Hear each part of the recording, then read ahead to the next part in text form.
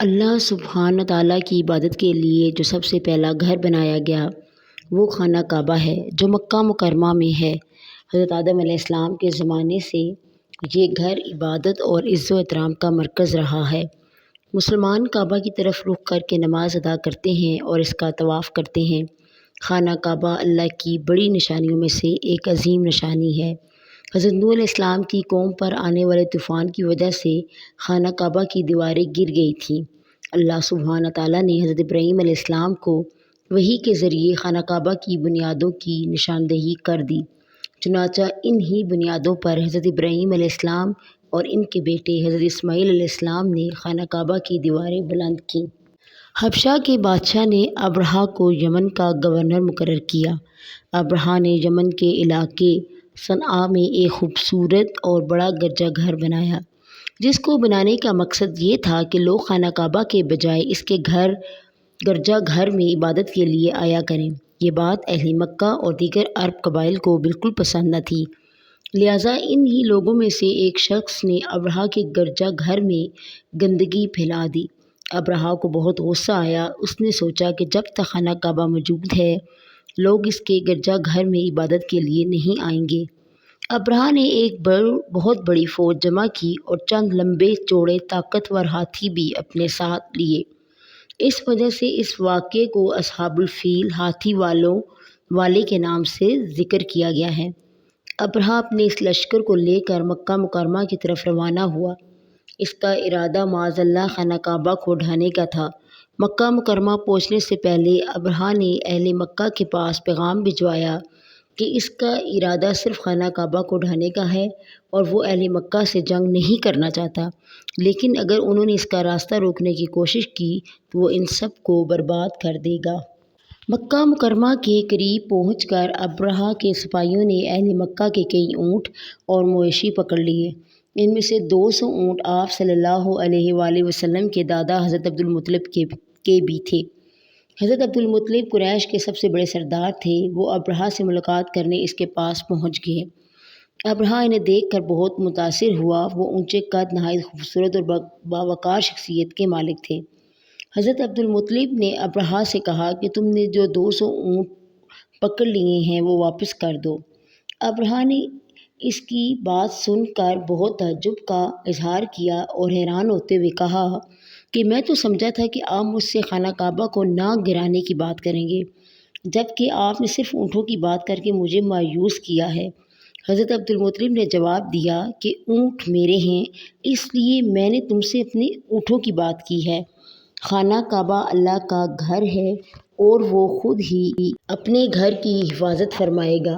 پھر ابرہہ نے ان کے اونٹ واپس کر دیے۔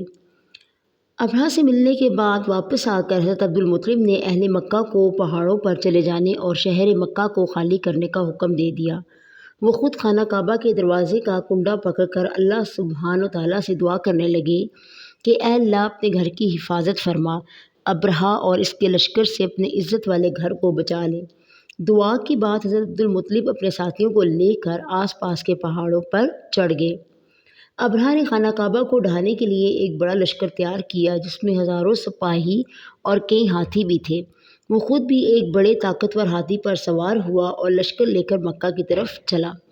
لشکر جب وادی محصر میں پہنچا تو ابرہہ کا ہاتھی زمین پر بیٹھ گیا اور آگے نہ بڑھا۔ ہاتھی کو اٹھانے کی بہت کوششیں کی گئیں مگر وہ آگے نہ بڑھتا، لیکن جب مکہ کے علاوہ کسی اور طرف کا رخ موڑا جاتا تو وہ تیزی سے بھاگنا شروع کر دیتا۔ اسی دوران دیکھتے ہی دیکھتے فضا میں سمندر کی جانب سے پرندوں کا جھنڈ برآمد ہوا اور سارے لشکر پر چھا گیا۔ یہ چھوٹے چھوٹے پرندے تھے جنہوں نے اپنی چونچوں اور پنجوں میں کنکریاں اٹھا رکھی تھیں۔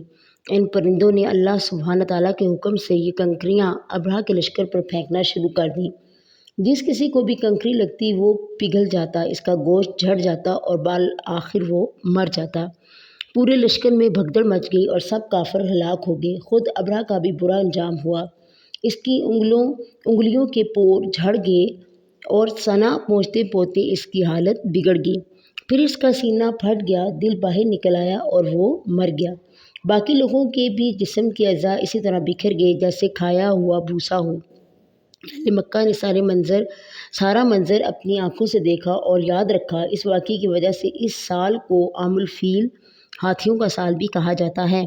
اسی سال ساری کائنات کو توحید کے نور سے منور کرنے والے اسی دوران ہمارے پیارے نبی خاتم الانبیاء حضرت سیدنا محمد مصطفیٰ صلی اللہ علیہ وآلہ وسلم مکہ مکرمہ میں پیدا ہوئے۔ اس سارے واقعے سے ہمیں یہ سبق ملتا ہے کہ جس طرح اللہ نے خود اپنے گھر کی معجزانہ طریقے سے حفاظت فرمائی، وہ آئندہ بھی اپنے گھر کی حفاظت فرماتا رہے گا۔ جو لوگ اللہ سبحانہ تعالیٰ کے گھر اور دین کو معاذ اللہ مٹانے کی سازشیں کر رہے ہیں، وہ کبھی اپنے برے مقصد میں کامیاب نہیں ہوں گے۔ اللہ تعالیٰ انہیں ناکام اور تباہ کر دے گا۔ یوں دین کے دشمنوں کو اللہ سبحانہ تعالیٰ کے عذاب سے ڈرایا بھی گیا ہے۔ جس جگہ ہاتھی رک جاتا تھا وہ وادی محصر کہلاتی ہے۔ وادی محصر منی کے نزدیک ایک جگہ کا نام ہے۔ اللہ سبحانہ تعالیٰ کے رسول صلی اللہ علیہ وآلہ وسلم کا ایسی جگہوں سے تیزی سے گزرنے کا معمول تھا جہاں اللہ سبحانہ تعالیٰ کا عذاب نازل ہوا ہو۔ چنانچہ آپ صلی اللہ علیہ وآلہ وسلم وادی محصرہ سے بھی تیزی سے گزرتے تھے۔ یعنی کہ ہمیں یہ یاد رکھنا چاہیے کہ جو انجام ہاتھی والوں کا ہوا ہے وہ ہمارا بھی ہو سکتا ہے۔ اس لیے ہمیں اللہ کے دین کو فروغ دینا چاہیے اور اللہ کی بتائی ہوئی باتوں پر اور پیارے نبی کے بتائے ہوئے سبق پر عمل کرنا چاہیے تاکہ ہم دین اور دنیا دونوں میں کامیاب ہوں۔ بہت بہت شکریہ۔ اللہ حافظ۔